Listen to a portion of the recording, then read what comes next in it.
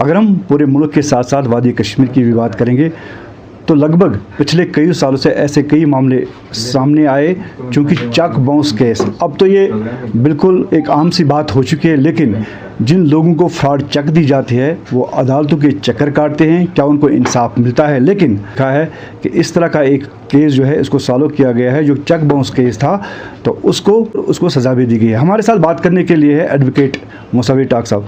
Sir, आपसे जानना चाहेंगे, चूँकि बहुत लोग मायूस भी हुए हैं, चूँकि ये हम देखते आए हैं कि चेक बाउंस के जब आम हो रहे हैं, तो आज जब एक बंदे को अब उसको सज़ा लगी है तो किस आइन के तहत उसको ये सज़ा दी गई? NIA जिसका आप जिक्र करते हैं।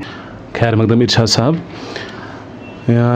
जैसा कि मैं अक्सर व बेशतर अपने इंटरव्यू में ये भी कहता हूँ कि अगर आपके अकाउंट में बैलेंस नहीं है तो मेहरबानी करके आप चेक इशू मत किया करें।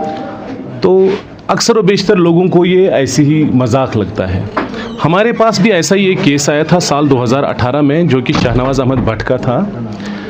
ये चेक का मामला था जो कि 5 लाख रुपए थे, जो कि मुलजिम ने मुस्तगीज़ के हक़ में वो इजरा की थी। तो 2018 में हमने इसमें एक कंप्लेंट फ़ाइल की थी before the honourable court of chief judicial magistrate. तो after conclusion of the trial, गवाहान लेने के बाद कल इसमें फ़ैसला आया, एक तारीखी फ़ैसला आया, जहाँ पे मुलजिम को 2 साल की सज़ा बामुशक्कत मिली।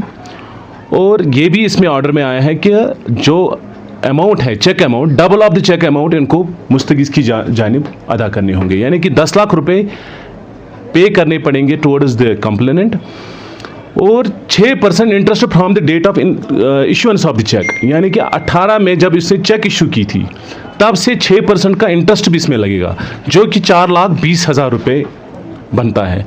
इसके बावजूद भी कोर्ट ने मुस्तगीज़ पर रहम भी किया है। एक कि दरअसल जो 7 साल या 6 साल उसने इस अदालत में चक्कर काटे हैं, उसके लिहाज से उसको compensation to the tune of 50,000 मिला।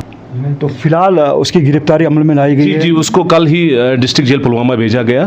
तो अब वो अपील फाइल करेंगे, वो तो सेकंड पार्ट है, मगर at this time he has to pay 14,70,000 rupees towards the complainant.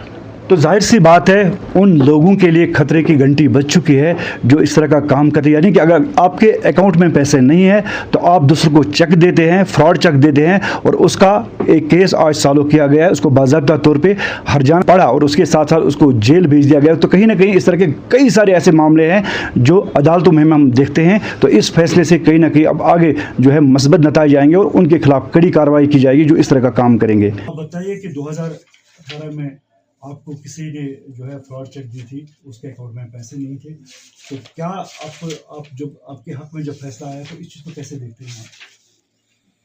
मैं बहुत खुश हूँ। आज 7 साल के बाद मुझे इंसाफ मिला है। मैं बहुत बहुत शुक्रगुजार हूँ अपने जज साहब का, और खासकर अपने वकील साहब का, एडवोकेट मुसावी टाक साहब। तो पूरी टीम जो आपकी तरफ से केस लड़ रहे हैं, आप उनकी बात कर रहे हैं कि उनको मुबारकबाद देते हैं। तो आप जैसे कई ऐसे लोग हैं, लेकिन हम समझते हैं कि आप बिल्कुल खुशकिस्मत है कि आपको ये पैसे मिले। तो कैसा फैसला दिया गया, कब आपको ये पैसे मिलेंगे, किस तरह, जो जज साहब ने किस तरह का फैसला? जज साहब ने अभी फैसला ये बनाया है, और पैसे नहीं मिला है, पैसे मिलेंगे।